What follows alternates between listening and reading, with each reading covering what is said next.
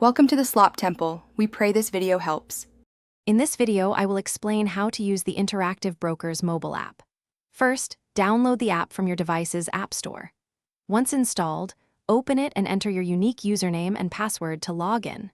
For added security, ensure you have two-factor authentication enabled, which typically involves a 6-digit code from a separate authenticator app or an SMS message.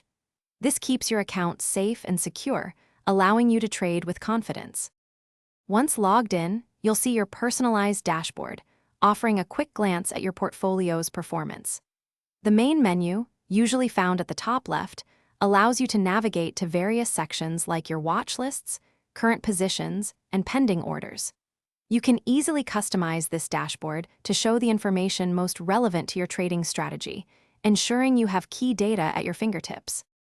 To place a trade, simply use the search bar at the top of the screen to find the desired stock, option, or other asset.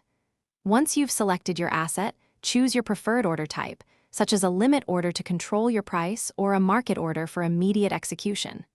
Enter the quantity you wish to trade, review all the details carefully, and then submit your order. It's a straightforward process designed for efficiency.